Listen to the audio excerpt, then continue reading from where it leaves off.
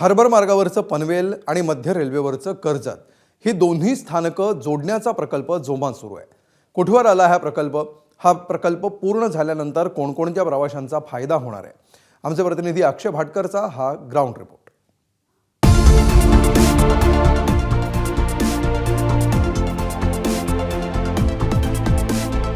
सध्या जर आपल्याला लोकल मार्गे पनवेलला जायचं असेल तर एकच पर्याय उपलब्ध आहे, तो म्हणजे CSMT पासून लोकल पकडायची किंवा एखादी एक्सप्रेस पकडायची आणि कर्जतला जायचं।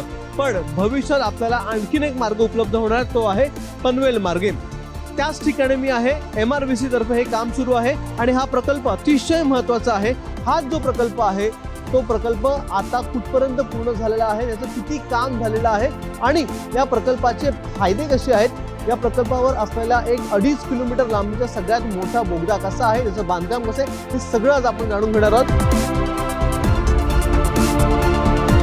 एखाद्या रेल्वे लाईनचं इन्स्पेक्शन करण्यासाठी जी ट्रॉली ट्रेन वापरतात त्याच ट्रॉली ट्रेनवर सध्या मी बसलेलो आहे आणि काय आपल्याला मिळणार आहे ते आपण जाणून घेऊया। आपल्याबरोबर MRVCचे CPRO आहेत उचलून उदासी सर।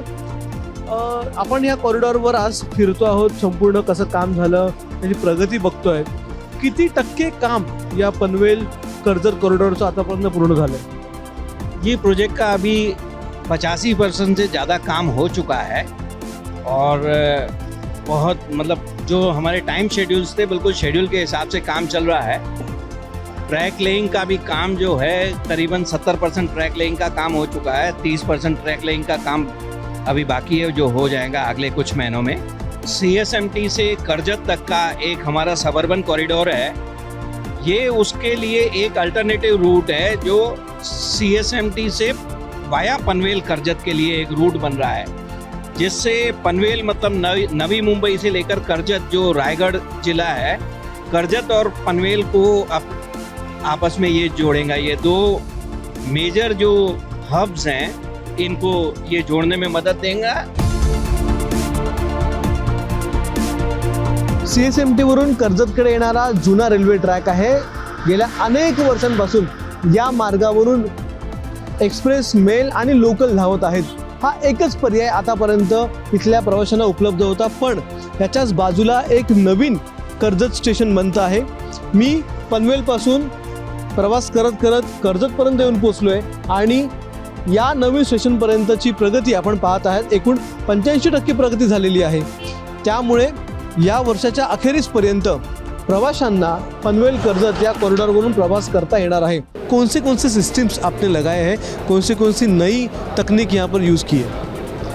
तो इस काम करने में कठिनाई तो यहाँ पे बहुत थी, क्योंकि एक तो ये जो टनल है ये इको सेंसिटिव जोन के पास में स्थित है, तो जो फॉरेस्ट क्लियरेंस लेना वो अपने आप में एक बड़ा चैलेंज था। और फॉरेस्ट क्लियरेंस में भी आप कई सारे स्टेजेस पे 2-3 स्टेज में हमको मिलता है। तो जो फॉरेस्ट क्लियरेंस की स्टेज 1 हमें प्राप्त हुई वो 2022 में हुई, उसके के बाद हम कार्य शुरू कर सकते हैं। तो 2022 के बाद हमने इसमें फुल फ्लेजेड काम चालू किया। जैसे आप देखेंगे कि ये नॉर्मल बलास्ट से ट्रैक नहीं है, यहाँ पे हमने बलास्टलेस ट्रैक बनाया है। तो बलास्टलेस ट्रैक बनाने से हमें ये फ़ायदा हो गया कि एक तो इसका जो पैरामीटर्स हैं वो हमेशा मेंटेन रहेंगे, वो गड़बड़ होने की संभावना नहीं होगी जो बलास्ट से ट्रैक में होती रहती है, क्योंकि जब गाड़ियाँ जाती हैं तो उसको मेंटेनेंस की आवश्यकता पड़ती है।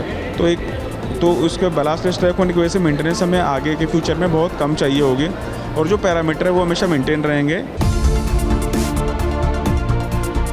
आतापर्यंत अनेक टनेल आपण पाहिली असेल ज्यामध्ये पावसाळ्यामध्ये आतून लिकेज होतं, वरतून पाणी गळायला लागतं, अनेक झरे फुटतात आणि ते टनेलच्या आतमध्ये पाणी पाझरल्यामुळे जो टनेल आहे तो धोकादायक बनतो। पण हा संपूर्ण टनेल जो आहे तो पूर्णतः इथे वॉटरप्रूफ करण्यात आलेला आहे, कारण की आतून जर आपण पाहिलात तर या टनेलच्या आतून इथे सिमेंटचे 2 ते 3 लेयर आहेत। त्यामध्ये वॉटरप्रूफ हा टनेल बनवण्यासाठी वॉटर लिकेज होणार नाही अशा गोष्टी देखील वापरलेल्या आहेत।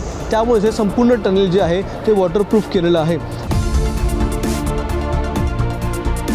आणि सगळ्यात महत्त्वाचं म्हणजे हे जे टनेल आहे ते संपूर्ण टनेल स्काडा या सिस्टीमद्वारे नियंत्रित केले जाणार आहे। या सिस्टीमद्वारे हे टनेल जे आहे ते ऑपरेट केले जाणार आहे। आता स्काडा सिस्टीम काय? तर स्काडा सिस्टीम ही संपूर्ण टनेलचं नियंत्रण ठेवते। सगळ्यात मोठा फायदा या कॉरिडॉरचा हाच आहे की दुसरा पर्याय आता कर्जत ते कल्याणपर्यंत प्रवाशांना उपलब्ध झालं आहे. त्यामुळेच इतक्या मोठ्या प्रमाणातली इन्व्हेस्टमेंट या मार्गावर करण्यात आलेली आहे. पाहूयात हा मार्ग किती लवकर हा प्रवाशांच्या सेवेसाठी मध्य रेल्वे आणते आहे. MRVCने हे पूर्ण काम केलंय, ते काम आता लवकरच संपणार आहे. कॅमेरामन विनयसह अक्षय भाटकर, ABP माझा, कर्जत.